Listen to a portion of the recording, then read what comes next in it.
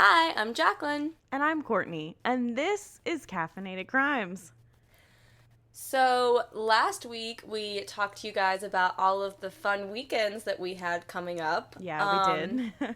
Yeah, but now the United States has shut down. It's canceled.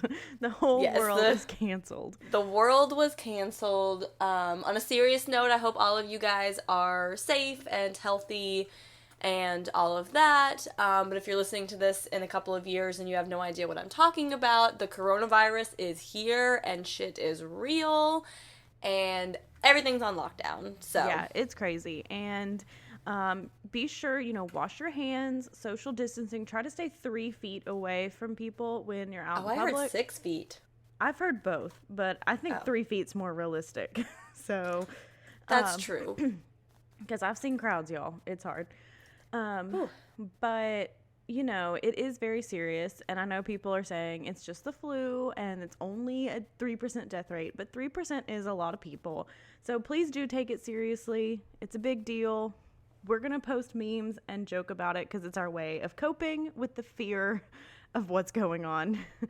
But we are taking it serious, and if we end up getting it or being quarantined, you're just going to have a lot more podcast episodes, because yes, I'll be bored. Get so far ahead. I mean, I did a lot of editing yesterday, getting caught up on the episodes that we've recorded so far, so I don't know, by the end of the day today, I might be like, hey, Courtney, let's start this recording, and Courtney's going to be like, no. I'm still trying to get through an Anne rule book right now for some research, so yes, same. But it's gonna be a while. Yeah, not that long. Oh, but speaking of the death rate, apparently as of yesterday, Italy is up to like 7%. Oh my goodness. Yes, so this shit it's serious and it's real, and just we want you guys to take care of yourselves. Yeah, and if it seems like we're overreacting,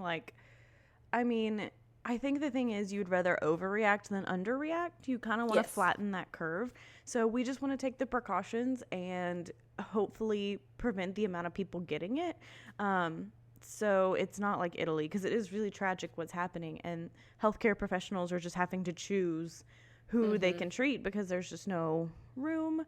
And, most people may have just mild symptoms like the flu. You can just stay home. You don't even need treatment. I think that recent NBA player had no symptoms, like he felt fine, who had it. Yep. But there are people who it will kill. So just remember that, you don't have to be either extreme. You don't have to say it's a hoax, and you also don't have to say everyone's gonna die. You can be in the middle. You can be in the middle. It's okay. We're in the middle. Yes, you can be aware of what's happening and take these precautions, and if 2 months from now everyone is like, oh, we overreacted for nothing, oh no, maybe that's the point, guys. Maybe it didn't get bad because we reacted and we were proactive. So just kind of keep that in mind. So today's episode is going to be a little bit shorter than normal, so we're going to try something new and see how this works. I had read a book for my true crime book club, and so we decided maybe we would do some episodes where just one of us does the research and tells the story to the other. So welcome to our first espressode. Espressode. That's our maybe theme I'll try song. I'll put a little sound effect in there if I can figure that out. I don't know. I'm still new to GarageBand. We'll see what happens. Yeah, because right now, I told you guys last episode I was going to be in a cabin. I'm in that cabin right now. Kevin's asleep in his bedroom. So Jaclyn took one for the team, and she's going to carry the story, and I'm just going to react. So here we are. And Courtney's lovely cabin does not have any supplies, including coffee. It's bad, y'all. It's insulting, okay? Because so we booked it through Airbnb, and I forget cabins have nothing. Cabins, it's bring everything your own. But it was through Airbnb, so I was like, oh, maybe they'll have the essentials. They'll have some coffee, they'll have some shampoo and conditioner. Y'all, they didn't.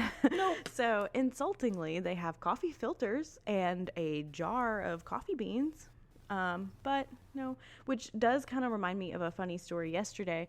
Kevin and I were out in public, and we're like, we kind of just want to go back to the cabin and just chill. So we went to Food City to pick up a frozen lasagna to make for dinner, which was actually pretty good. I've never really eaten them, but it was pretty good. And there's no, like, I don't have to have a water filter, but I like my water really cold. Like, I like it ice cold. So I had to pick up like 4 bottles of water. So I'm pretty sure everyone was like, here's this girl panicking. She's buying a frozen lasagna, 5 cheese bread, and 4 bottles of water. I mean, like, oh, she is ready to go. She's got all of her supplies, and we also bought wine. So you gotta have the essentials. So so it's probably a good thing that I'm telling the story today and not Courtney, because you do not want uncaffeinated Courtney telling you a story. You really don't want uncaffeinated Courtney. I mean, knows? We've already had to restart this intro like 3 times because I don't even know what I'm saying. Courtney messed up her I'm Courtney, so. I did. I was like, this is Courtney. And I was like, nope. That wasn't right. She's like, I don't say that, do I? I was like, no, you don't. As soon as it left my mouth, I was like, nope, not it. That's not it. Yeah, so we were off to a great start, so hopefully the rest of this episode will go pretty smoothly. We're trying to get some of our audio volume type stuff sorted out, so it's still early. Just bear with us. We're working on it. Yeah, I never have had this issue before where I'm too quiet. I didn't know. Like, I've had people in the past tell me I'm loud, and I just assumed, but apparently I'm not. So I'm trying to talk up. I got a mic cover, so you're not going to hear little bumps anymore, hopefully. And I lowered the gain and all that. If you have more tips, go ahead and DM me. Yes, on please. any platform, or email us. We'll say it at the end. But if you have any more tips, just let me know. I'm really trying all I can for you to hear me. So trust me, we're trying. Yes. So on November 4th, 2013, 2 teenagers, Sasha Fleischman and Richard Thomas, would cross paths on their way home on the 57 bus in Oakland, California for a span of 8 minutes. And in those short 8 minutes, a devastating crime would change both of their lives forever. That sounds serious. That was official. That was a good little intro. I wrote that whole intro. I'm really proud of you. That was good. Thank you.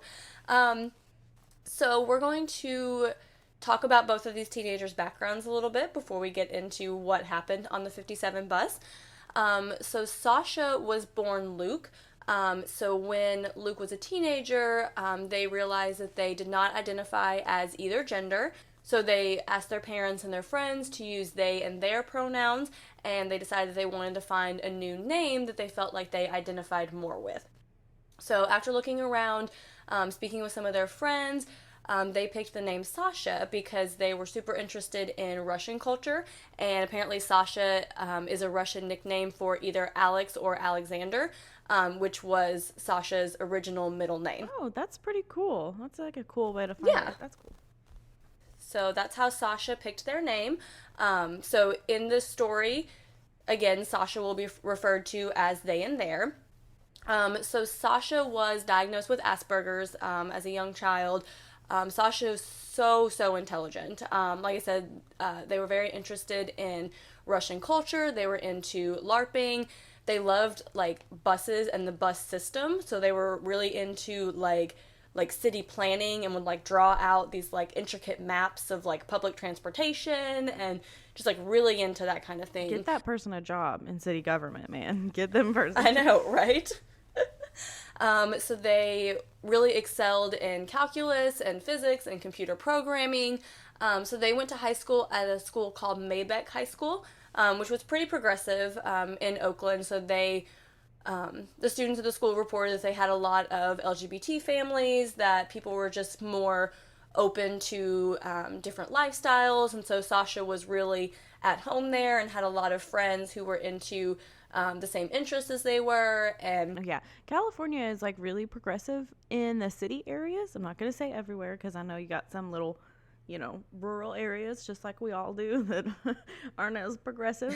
But yeah, that's good that, California is, like, all open. Let's love everyone, which everyone should be like. Yes. So Richard Thomas was born to his 15-year-old mom. So he lived in East Oakland, which is a little bit rougher area than where Sasha grew up. So when Richard was young, his aunt was killed in a shooting, and her 2 kids moved in with him and his mom's boyfriend.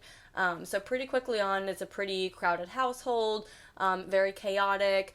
By the time Richard was 16, he had had 2 aunts and 2 friends shot and killed. One of them he witnessed, and then the others obviously were just still going to have a major impact on his life. When Richard was about 15, I believe, he and several of his friends were arrested for fighting. So they were on the bus, and then, they just dumb teenagers got into an argument. They got off the bus. Everyone got into a scuffle, but they were all arrested. So I was very lucky and never really had to ride the bus going to school. Basically in my neighborhood, like, our ages kind of staggered, where once the first person started driving, like, everyone kind of had someone to drive them. But I did ride the bus home one day with my friend, and her mom was a bus driver. So it's my first time on the school bus. Like, I'm super excited. And this huge fight breaks out on the bus. And I mean, these 2 kids are like going at each other. So we're like at a red light. Like, my friend's mom, who's the bus driver, is like she's like a short little thing trying to separate them. And it was crazy. So that was my first like experience. But obviously fighting on school buses do happen, because I've been there for one. Yes. But let me ask you this, Courtney. Did those kids get arrested? No.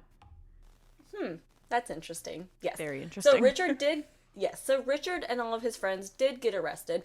And again, I'm not saying that you should go fighting on a bus or anything, but you have to keep in mind these are 15-year-old kids who do dumb shit sometimes. I mean, we were all in high school. We all saw fights happen every day. Like, I saw literally a girl get her entire clothes ripped off during a fight one time, and just standing there in her bra and underwear like, what? I saw someone literally, she was like grabbing the hair of the other girl and like slamming her face into the concrete. Ooh, we saw some shit in high school, guys. Yeah, we didn't go to like a prestigious high school. We went to like the everybody high school. But yeah. And with that fight with the girl's clothes ripped off, they also pulled part of her hair out and was running around like lassoing it up in the air around her. So that sounds like our high school. Crazy. Yeah. So after Richard and his friends get arrested, he was on probation and he got sent to live in a group home for a year. Again, he's 15. He has a mom at home, but that was the punishment that he received. So by the time he's a junior in high school, he has gone to 3 different high schools in 3 years. And so he ends up at East Oakland High School, which in the book that I read, I'll do the sources at the end of this episode. Sorry, guys. In the book that I read for this research, they described East Oakland High School as not the best high school, but definitely not the worst in the area. So, but there was a truant officer named Caprice Wilson who worked at the school. And so she had been involved with a lot of, gang activity and things as a teenager herself. And so she was just really, really invested in these kids. Like everyone either called her mom or auntie, depending on if they had moms at home, but they were just really close to her and she really helped them out a lot. So the kids liked going to her office during the day. Like she would kind of, have some like counseling sessions for them. And they just really built a community of people in the school. And so everyone remembers Richard as just very funny, and he liked to pull pranks, but he was a nice guy and he was always there to like help everybody out. So in October of 2013, Richard is walking around with his friends and he's robbed at gunpoint.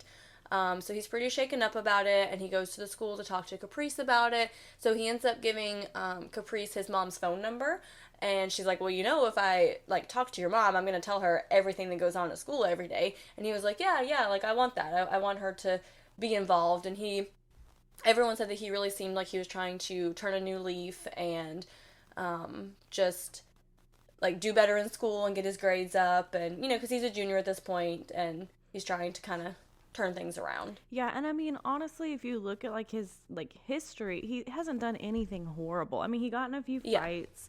Like he didn't like go and kill somebody. He was a dumb kid. I don't ever want to say kids will be kids or anything like that, but I mean, these are things that are normal that happen, and people can like move on from it and live a normal life. It's not like he did anything that was like going to like forever ruin his life. So he's like, maybe I shouldn't be on this path. Like maybe he did, being in that group home, like see the consequences and stuff. And so he's like, no, I'm not doing that. I'm going to turn my life around. Yeah. So that's it.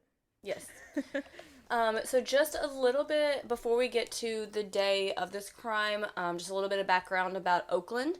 So like I said before, Oakland was, or is a pretty diverse city. At the time that all of this was going on, I don't know if this is still true, but there were more lesbians per capita in Oakland than anywhere else in the country. So I thought that was interesting. That is interesting. Yeah, in 2013, Oakland was ranked 7th among income inequality and the second most dangerous city in the country, just behind Chicago, I believe. And when they use the words most dangerous, they're going by per capita, not like total number of murders. Gotcha. But of the murders that did occur in Oakland in 2013, 2/3 of them were in East Oakland, which is where we said that Richard lived. So the 57 bus, now this is actually a city bus, so this was not a school bus, but I guess the way that the Oakland's high school system works, you can apply to go to whatever school you want to go to, so you're not necessarily like in a district. So parents pick the schools that they want their kids to go to, and so you may be on the bus for like an hour or more to get to and from school every day, depending on where you live and where you go to school. Yeah, that kind of happened to me in elementary school. Like, my mom applied for me to go to a different one because I mostly stayed at my Nana's house. And, like, that school near my Nana's house was, like, 2 minutes away. And, I mean, it was, like, 10 minutes away from my current house, so it wasn't that long. But, yeah, so, I mean, I did that in elementary school. But still. Yeah. Yeah. So it wasn't unusual for the teenagers in this city to ride the city bus to and from school. So the 57 bus in Oakland travels 11 miles from one side of the city to the other. And like I said, so Sasha and Richard both rode this bus every day. And if you look at the cameras, because there were cameras on the bus, the time from when Richard gets on until Sasha gets off is only a span of 8 minutes. So on November 4th, 2013, Sasha is on the bus riding home from school. It took them about a little over an hour to get home every day. So Sasha liked to sit at the back of the bus by themselves, so they just kind of like to, be secluded and separate and just kind of have that time at the end of the day. Sasha would usually read or draw or something like that. So on this day, Sasha had been reading and then she fell asleep. So according to the cameras on the bus, Richard and his older cousin Lloyd, who I believe was around 20, get on the bus a little after 5 p.m. and they meet up with their friend Jamal. So they say that I've not seen the footage from the bus. If it's out there, I can't find it. But the author of the book and some news articles talk about the footage of the bus, that the boys were being rowdy, and so they're just kind of like goofing around like boys do. And so Jamal hands Richard a lighter and says, "Look at this dude," while pointing to Sasha. At the time of this crime, Sasha had long hair but presented rather masculine, but often wore a skirt. So just to kind of give you a visual image, when the boys see Sasha, this is how they respond to them. So Jamal hands Richard the lighter and he holds up his phone like he's going to record. And Richard later says that this was supposed to be a prank, that he was just going to light Sasha's skirt on fire, and that Sasha would wake up and just be like, "Oh God, I don't know," and okay, I take back what I said about Richard not doing anything bad, because this is bad, y'all. Don't do this. Up until this point in his life. Yeah. So Richard lights the skirt on fire, and they signal to the bus driver that they're ready to get off the bus. So I guess there's like an exit at the back of the bus too. So the bus driver stops, and Richard and Lloyd hop off the bus, but Jamal stays on the bus. So the bus driver starts going again. So then Sasha wakes up screaming, and they're like, "Oh my God, I'm on fire, I'm on fire." And so they're like panicking. Two strangers on the bus.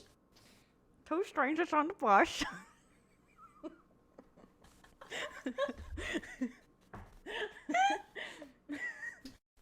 Okay.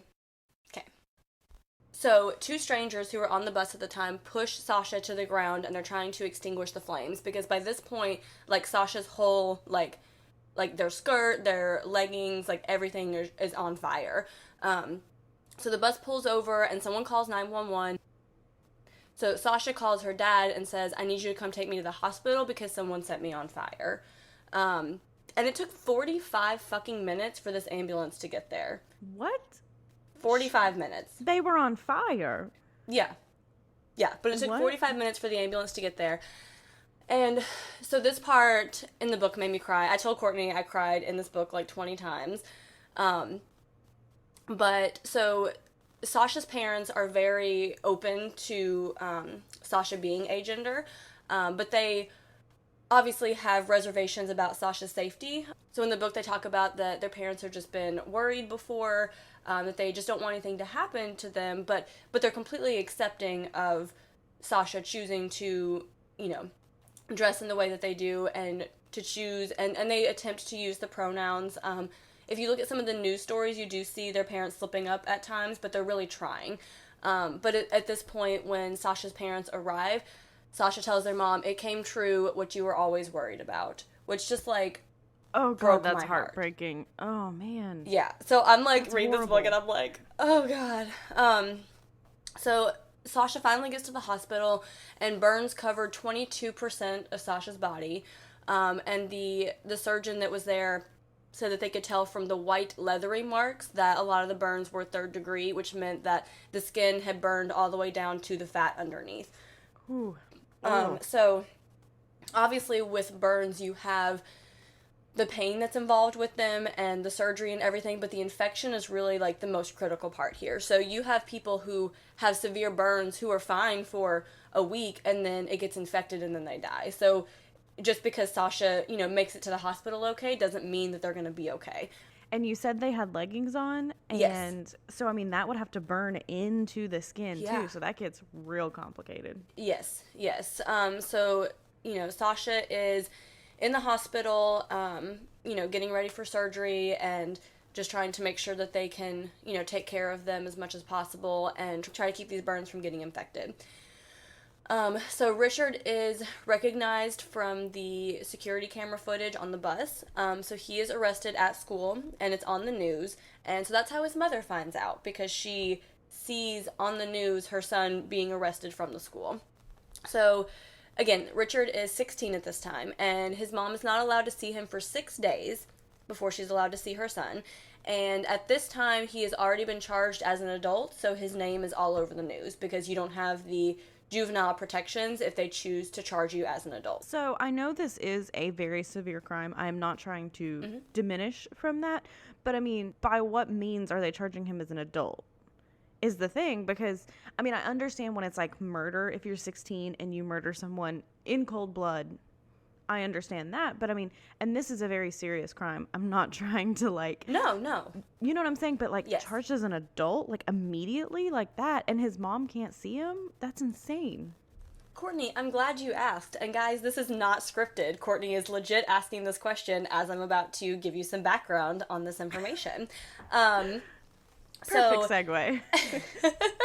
So Richard's mom didn't understand why he never asked to speak with her or an attorney, but studies show that 90% of teenagers that are arrested don't ask for an attorney and don't fully understand the rights that are read to them. I can see that. I mean, especially, I know with like the male gender, they say that your brain doesn't even really fully develop until like you're like in your early 20s. And so, if he's hearing that, he's just like, I don't even understand what you're saying. And like, obviously, like Jaclyn and I consume a lot of true crime, a lot of like true crime based shows, like fictional true crime based shows, which we know like, ask for a lawyer, don't take a polygraph test, yes. Don't do this. But I mean, anyone else, like if you don't consume that, like you wouldn't know. You're like, this is just what I have to do. Like, this is what happens. And he's like, I'm just going to tell them what happened and I'm going to be honest and I'll be okay. Because that's how that's how the mind of a 16-year-old thinks when you haven't been exposed to the world in quite the way that maybe an adult would. When even adults don't understand some of the time and don't really understand the implications. So when the police are questioning Richard, they ask him, quote, what do you think about dudes who dress up in skirts, end quote.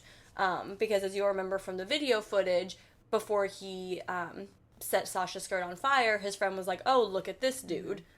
And then you set their skirt on fire. So he's like, like, what do you think about this?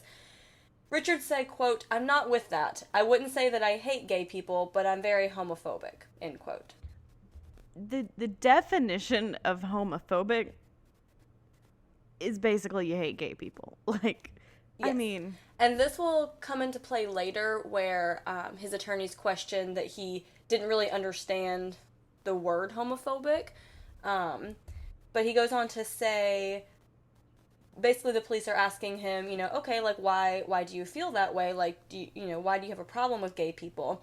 And he said, quote, I don't have a problem with somebody if they like men, but, like, if you do it too much, nobody cares, really, end quote. So the police ask him what he means by that, and he says taking it to the next level, quote, cross-dressing and like, some people, like, they try to make everybody know that they are, and that they try to do too much, and it's just a lot, end quote. So, with this information, Richard is now charged with aggravated mayhem and assault with intent to cause great bodily harm, both of them with hate crime clauses attached, which is how he is charged as an adult. Okay. So that's something, is that, like, just in California, Oakland area a lot, or is that everywhere, where this hate crime clause means if you're younger, you're charged as an adult? I'm not sure the information that I have is specific to California, so we can, look into that for a future episode and try to find out. But I do have some background on juvenile offenses in California. So Proposition 21 passed with 62% of voters in March of 2000. So what this means is that it allowed prosecutors to charge juveniles as young as 14 as adults without having to make their case in a fitness hearing before a juvenile court judge, which is what they previously had to do.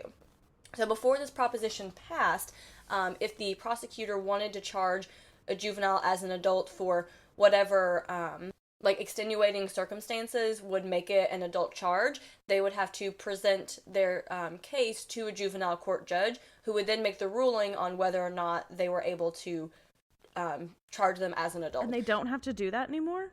At this time, no. Okay, because I'm like, I feel like you should have to do that. Like, yes, so, again, this proposition passed in March of 2000, so prosecutors were able to, at their discretion, charge juveniles as an adult. So this also made all sex crimes mandatory adult charges for juveniles as well. But this was repealed in 2016. But again, this happened in 2013. So, okay, gotcha. Yes. So that first year that this proposition passed, 30% of all teenage offenders were charged as adults. But the juvenile crime rate has continued to fall since 1994.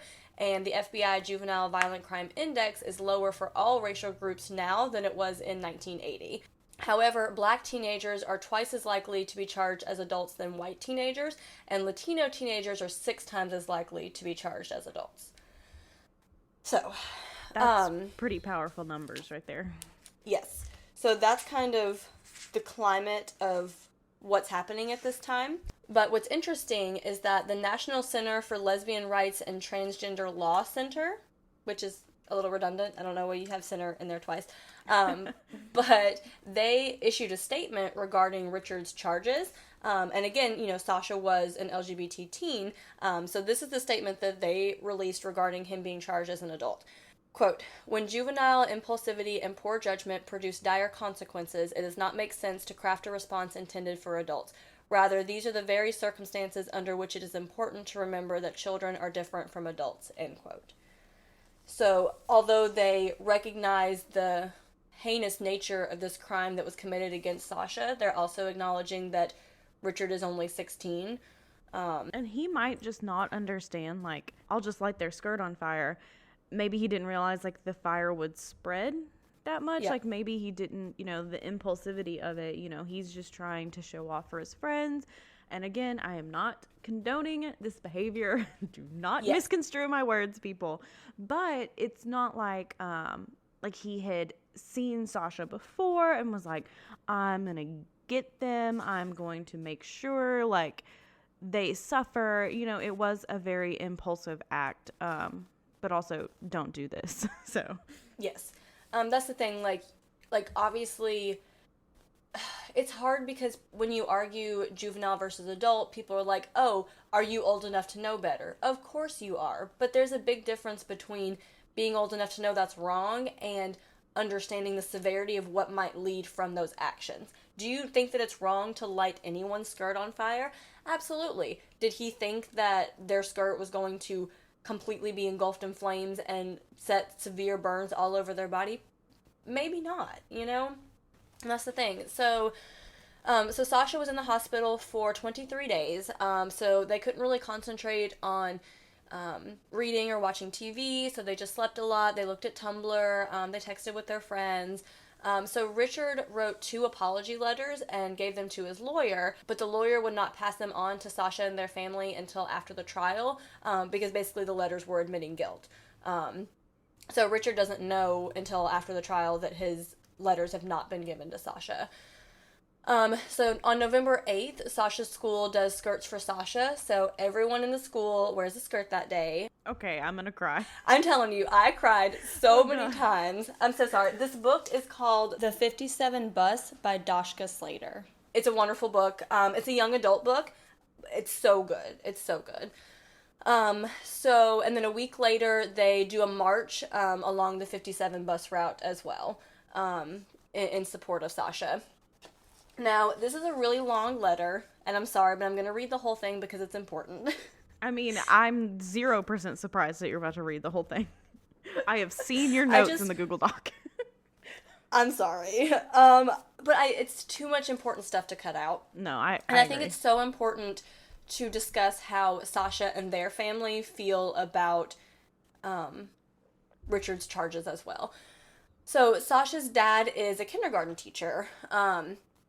And it talks a little bit in the book about, Sasha's background when Sasha comes out as agender, and, Sasha's in their dad's classroom, and they're like, why do you have everything separated by boy and girl? And he's like, I don't know. I just, that's how we do things. I never really thought about it. And he's like, so then the next year I separated everything by what letter your first name starts with. And he was like, it's crazy. It didn't take that much more time, and it didn't separate people into genders. So just little things like that he was open to, that he's just like, oh yeah, I do this, but I've never really thought about why. So he writes a letter to the parents of his kindergarten classroom about what happened. So he says, quote, Oakland police have a 16-year-old high school student in custody based on video camera footage from the bus. As far as I know, police are the only people who have viewed the footage. I certainly haven't, so I can only guess at what happened. At this point, I choose to assume that this kid was playing with fire and that he gravely underestimated the consequences of that.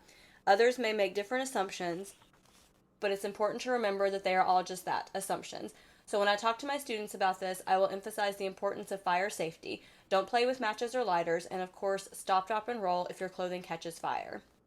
Being agender simply means that the person doesn't feel that they are either a boy or a girl. I realize this is a concept that even adults have difficulty wrapping their heads around. My wife and I frequently slip up in our pronoun usage, much to Sasha's chagrin. Wow, that statement is really hard to say. So I can't pretend that this is an issue that all young children will grasp, but what they certainly can and should understand is that different people like different things.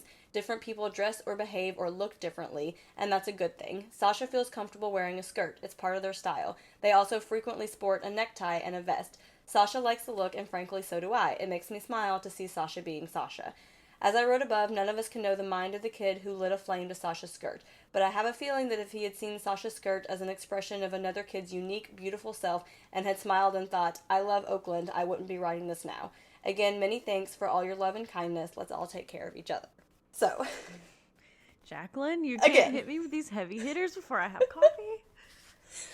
I'm sorry, but I think he brings up a very good point too, where it's like, I mean, if somebody wants to dress crazy, if somebody wants to love someone of the same sex, if someone, whatever they want to do, it does not affect you at all. Yes. At all. If you see a man wearing a dress walking down the street, it does not affect you at all.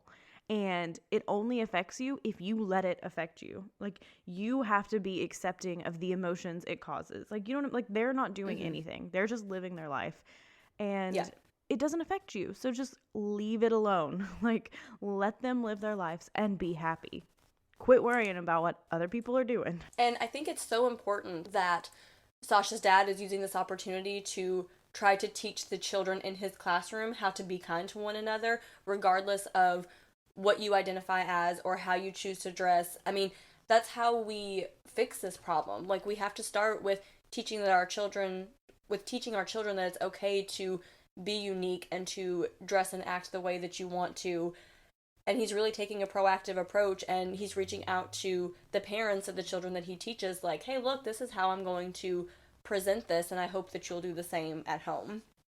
But I did, so there is a quote from Richard's attorney that's very disgusting, so I just wanted to include it as well.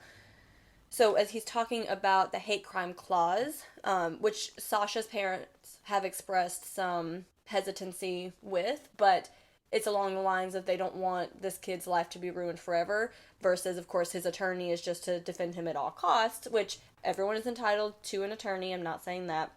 But he says, quote, they're putting him in the category of skinhead because he admitted to being homophobic. Lynchings, they're hate crimes, but the kid who thinks that wearing a skirt is anomalous and decides to play a prank is not committing a hate crime, end quote. No. I mean, that's gross. You can defend your client in many ways without being disgusting like that. Like, you don't have to do that. Yeah, like, you can defend that. Like, there are many defenses to be had here. You don't need to diminish Sasha and them wearing a skirt to do so.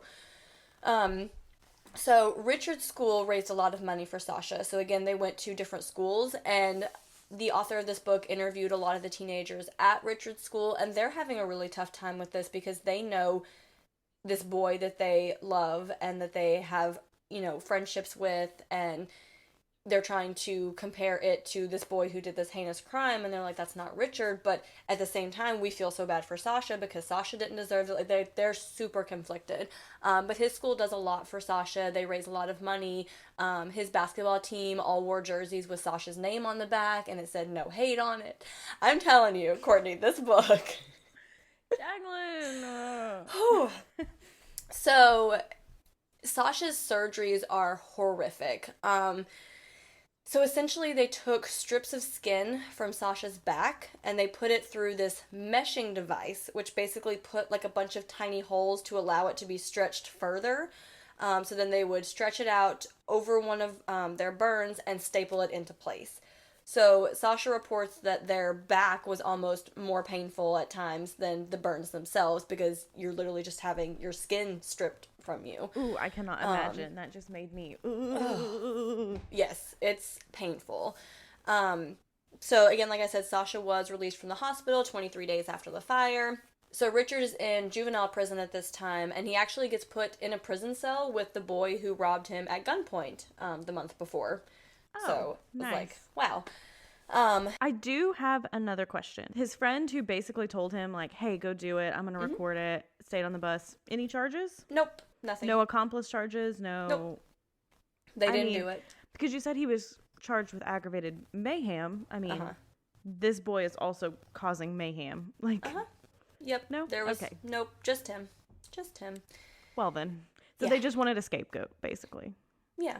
Yeah, this is an opportunity to make a statement, and again, I can't stress enough that Courtney and I are not condoning his actions. This was truly, truly horrible, but we're just trying to put it in context with a little bit of perspective, as Sasha's parents have also done and will also do through the rest of the story. Just want to make sure and point that out. So at the evidentiary hearing, Richard's mom seeks out Sasha and their family, and she hugs them and she apologizes, and she says that, you know, this isn't her son, that he's not like this, and she's really sorry that this happened to them. So on October 16th, 2014, Richard arrives to sign a plea deal with the DA. So basically the DA says that if he pleads guilty to assault, that they will drop the mayhem and the hate crime clauses. So he will spend 5 years in juvenile prison, including time served, so the time that he's been there for this. So he'll be out by the time that he's 21. However, so Richard agrees to this, and he's like, okay, So he arrives that day to sign the plea deal, but then the DA gets there and he's like, actually, we changed our minds. So we're going to do 7 years in the state penitentiary, which is adult prison. Again, he's 16. But then they decide if he does really well in this juvenile program that he's in now, that they'll reduce it back to the original deal that they were going to offer him. But keep in mind, by doing really well, they mean you cannot have a single negative report. If you talk back to one person, if you get into a spat with another inmate, anything. I mean, if you take too long to shit and don't get back to your bed in time, yes, that can be a hit. Like any little thing, then you're doing 7 years in the state penitentiary. So his mom is really upset, and she's like, no, I don't know about this. And it literally says that Richard had tears in his eyes, and he just signed it because he's like, what else am I going to do? So now I have one more quote to make you cry one last time. I also want to bring up before we cry, 7 years is a long time in prison, and he is 16, so this probably will ruin his life once he gets out. I have mentioned before that I do background checks. I see people charged with aggravated statutory rape that spend less than a year in prison. I see people charged with aggravated sexual battery that spend less than a year in prison. These are people who literally forcefully, horribly raped people. And I've even seen people who've murdered people get less time than this boy is getting for this. Should he spend time? Yes, I do think he should have some consequences for his actions. Yes. But 7 years in state penitentiary at 16? That is absolutely absurd. Yeah, it is. So after he signs the plea deal, everyone arrives for the victim impact statement. So this is what Sasha's mom had to say. Quote, you attacked our child as they slept on a bus. Maybe you thought it was weird that Sasha was wearing a skirt. We do not understand your actions, but we also think that hatred only leads to more hatred and anger. We don't want you to come out of prison full of hate. Following the incident, communities near and far affirmed Sasha's and everyone's right to not be harassed or hurt or bullied for how they dress or whether they are gay or trans or agender. We truly hope that you will gain some understanding and empathy in the years to come. Maybe sometime in the future, you will be the one coming to the aid of someone being bullied. Wow. Whew. So just the way that this family has responded to Richard. Again, their child has gone through this horrible, horrible ordeal that no one should ever have to go to. This, I mean, ultimately, yes, this was a hate crime because Sasha was wearing a skirt, but they don't think that Richard understands the severity of that and the implications. I mean, I want you to stop for a moment and think back when you went to high school. If you had someone who presented as masculine wearing a skirt, how many people that you were friends with said something or did something to them? I mean, I knew a guy in high school because we had like an LGBTQ and allies, like we could meet up and all sit. And so, you know, I would go, I do identify as straight, but I am an ally. So I would go and sit there and be like, if you guys need anything, like I'm here, like I'll use my privilege of being straight. But I did know a guy who, if he saw the signs for the meetings, would just rip them down. Yeah. Just walk through the halls and rip them down. And I mean, I'm sure we all heard people in high school constantly being like, that's gay, or using the F word in regards, not fuck. I'll say fuck all day long. The real real F word is, you guys know what it is. And just using that in like passing and not caring and making comments about people, or if they're a man who's not masculine enough, or it's a female who's too masculine. Like, we all heard that in high school. And I'm sure that still happens because I still see people who were in high school making comments like that. I see adults on Facebook making comments like that. So True. It's not just teenagers. Now, have you ever lit someone's skirt on fire? Probably not, but you're still hateful. So yeah. I just think we need to take a minute and put it into context of this 16-year-old's horrible decision-making abilities. And like Courtney said, your prefrontal lobe is not developed until, they used to say around 25, now they're saying closer to like 28, especially for men. I'm sorry, you're still like a decade away from having full like judgment capabilities, you know? And I don't think no one is trying to excuse this behavior. No one is trying to say, you know, oh, well, he just lighted someone's skirt on fire. It's fine. You can get away with it.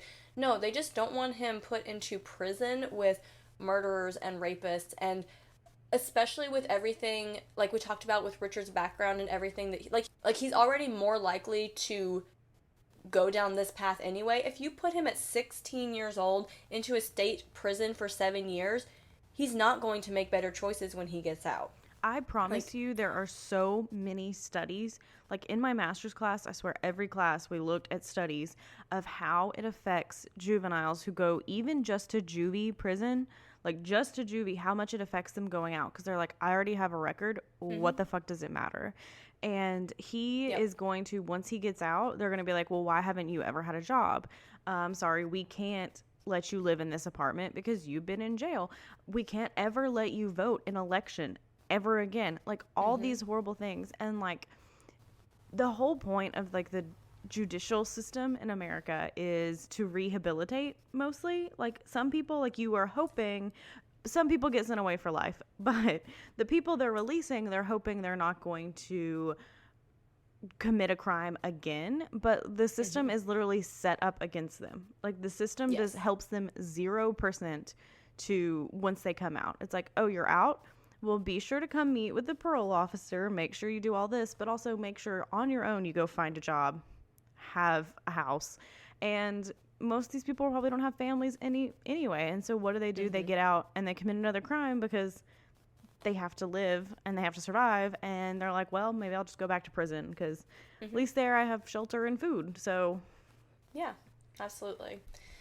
So Sasha is an amazing person.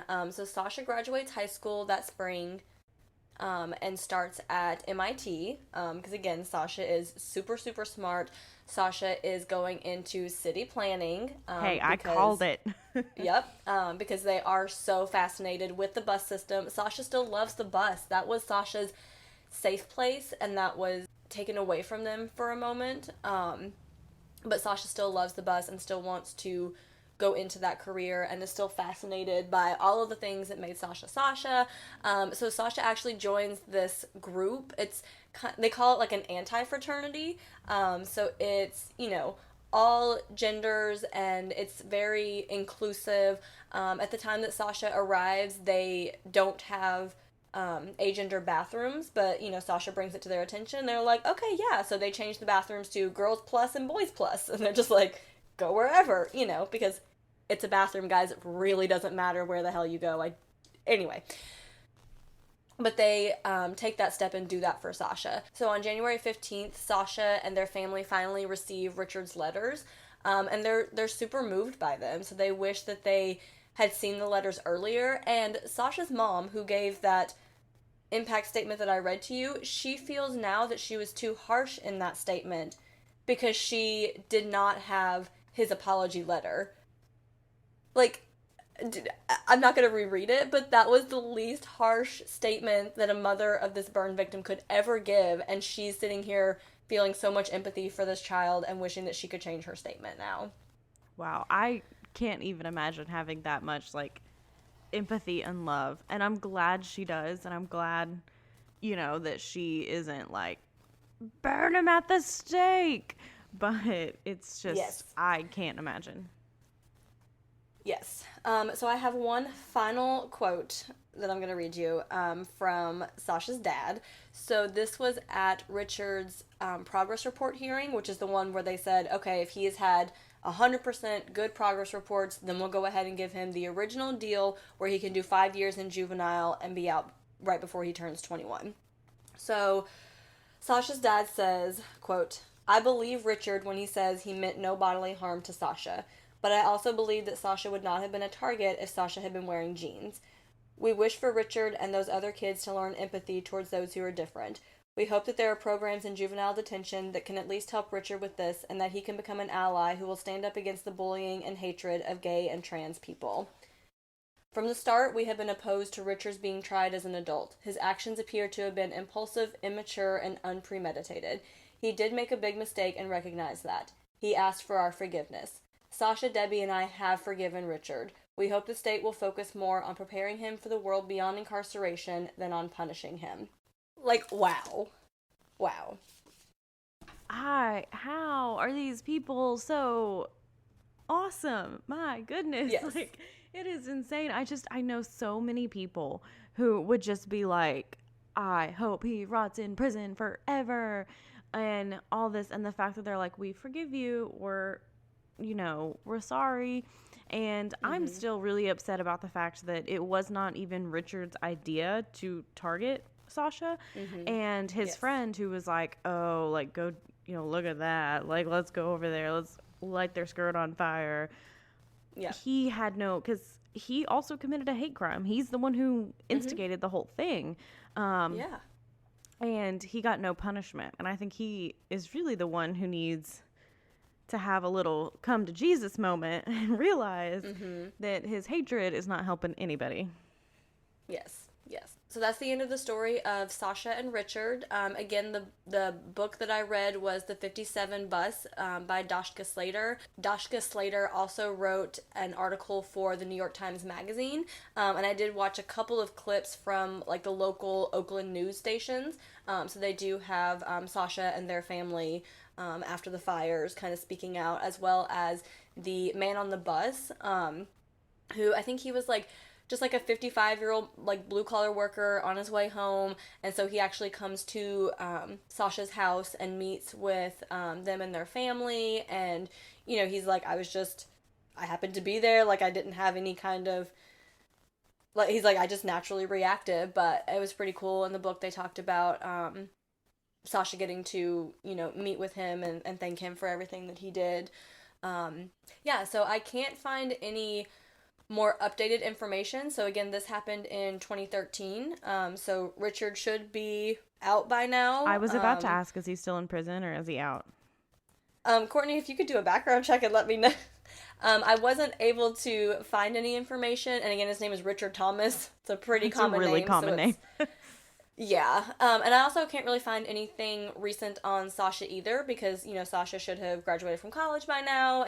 But I'm sure that maybe they just don't want to be in the media anymore, which is completely understandable. Yeah, definitely. Especially because the media is just only viewing you probably like as a victim. It's like, oh, the victim, the victim, the victim. And, they're probably like, look, I'm more than a victim. Like, I'm smart. Yes. I'm at MIT. Like, who the fuck else can say they've gone to fucking MIT? So I get that. Like, I want to be known for more than this horrible crime that happened to me. So yeah, so that's all I got for my espressode, which is not like short. A full length. Nope, it was a full length episode, but sorry, I had a lot. I had to read those quotes No, I think it was necessary because I don't think you can fully understand like Sasha's parents until you hear those quotes, hear those letters. Absolutely. So, Courtney, what is your perk of the week? Y'all, I have the best perk of the week so far. Your girl is engaged. Courtney got engaged yesterday, guys. Married. Oh. I swallowed my spit. So, yeah, I was completely surprised. Like, I did not know at all. Like, Kevin and I, as I said, we're up in the cabin. And it was like yesterday, and I'm like doing my makeup and, getting ready. And there's like a foosball table like outside on our screened-in porch. And he was like, all right, come out and play foosball. And I'm like, I thought we were leaving. Like, what are we doing? And so like I walk outside, and apparently he was recording it, but it's a really bad video. Oh my gosh. And so I'm walking, and he's like, stop right there. And I'm like, what? Are you trying to take a picture of me or something? And there he goes and gets down on one knee. And I don't even know if he got the words out, because I was just like, yeah. You're like, yes, you don't need to ask the question. He's like, oh, that's not what I was asking. I just dropped something here. I'm just tying my shoe. No, but it was awesome. And of course I'm like FaceTiming everyone and like texting everyone. I was so excited. And I know my mom is really excited. Ashton cried, which made me cry. Oh. His mom is so excited. I talked to her last night, and she was like, I am so happy. I thought he was never going to propose. So she's really, really, everyone seems super excited. So I'm happy. Yes, everyone is so excited. Courtney called me while I was running, and Courtney and I don't call each other, like, unprompted. Like, if we're gonna call, it's like, hey, can I call, And so, like, my phone is, like, my watch vibrates, and I'm like, I see it's Courtney, and I'm like, oh my god, I know what this is. So I'm, like, answering on my headphones, and I'm like, like, don't mind me, I just see, running. like, the street, and I'm like, I'm sorry. I had to call you. Yes, yeah. So and I FaceTimed Tiffany, and she was like, what? And then I can see Forrest, like, running in from the kitchen being like, what? What's happening? But yeah, so it's super exciting. I have to get my ring resized, and I just keep wearing it, like, on my pinky because I'm obsessed. Yes, so we are all so happy for Courtney and Kevin. Maybe we'll post a cute little picture of them on the Instagram. Well, Jaclyn, sorry that I, had that amazing perk of the week. What is your perk of the week? Well, shit, I'm just going to stop recording now because I can't top that. No, but Courtney's engagement is also my perk of the week, so sorry to steal yours. But obviously I am so happy for my best friend and her fiance. Oh, it's so weird. And I'm also super stoked that I don't have to try to keep a secret from her anymore, which is really hard for me to do. Yeah, because I've known details for, like, a couple weeks, and I've known, like, generally for, like, a couple months. So now I'm like, oh, dear God, like, I can finally, like, because Courtney and I tell each other pretty much everything. Yeah, so not having to... Yeah, because Kevin was like, I sent a picture to Jaclyn being like, do you think she'll like this? And he's like, then I had to delete it. And he's like, but then I had to send a picture to Sean, and so I had to take another picture, and then I had to delete it. And he was, like, so worried that I'd be, like, near his phone or something like that, but yeah. It was really funny because the day or a couple of days before he got it and sent me the picture, and I was like, Kevin, like, what's the update on the situation, And he was like, oh, I'm sorry, I haven't, texted you yet. And I was like, I need to be, like, up to date with every aspect of your relationship, obviously. Like, what are you doing? And he was like, okay, we're having chicken parm for dinner. And I was like, are you having salad? Are you having drinks? Like, I need more details. So that was actually the night that we recorded Ed Gein. And so I had to... Like, when you said that Kevin was making dinner, I was about to say something, and I was like, God damn it, Jaclyn, you can't say anything about chicken parm. So then I was God. This is going to be so hard. So. I know, because it was like, he bought it, like a few weeks ago? I don't know when it was, but he was like, you remember that time I told you I was going to GameStop? Like, I wasn't, because we share each other's locations, and I don't really ever look at his for any reason, like, unless I'm like, he should be at work by now, like, he should be home, is everything okay? And he was like, oh yeah, I'm going to GameStop, and he was like, I just did it just in case you looked at my, like, location, so and I'm at the mall. Like, what the hell's Kevin doing at the mall? Who's he meeting at the mall in the middle of the day? Yeah, but I was completely shocked. I had no idea that that's what I was walking out to. It was crazy. I love it. I'm so glad he was able to surprise you, and so now we got a wedding to plan, guys. And oh gosh, that sounds so stressful, y'all. Yes, because I'm a part of this relationship. People keep asking me, they're like, when is it? And I'm like, no clue. You're like, I got engaged 5 minutes ago. I haven't gotten I really don't know. But we'll keep you guys updated. Don't worry. Definitely. I'll let you know. Some of y'all will get an invite. Some might not. Sorry. Man, I hope I get an invite. Oh, come on, Jaclyn. We all know you're invited. All right, so I think we're ready to wrap up. Yeah, I think that's about it. Don't forget you can email us at caffeinatedcrimespod@gmail.com and follow us on Instagram. We're trying to up our social media game with a bunch of polls and little boxes with questions, and please reply because we can see when you do and we are seeing that you're not. And so please reply. It's Caffeinated Crimes Pod. There we go. Perfect. Yeah, and if you would be so kind as to subscribe and rate and review. We've gotten a few so far, but it is really helpful and we appreciate it. And we'll probably do a contest here soon of like, hey, once we get so many, we'll like draw and somebody will get like a prize. So we'll figure out the details of that soon. But we just appreciate you guys and hope that you could take the time to do that for us. And yeah. Yeah, just know we're doing our best to try and make a good podcast for you guys, and we hope you enjoy it. And yeah, just go have a cup of coffee. And don't commit a crime.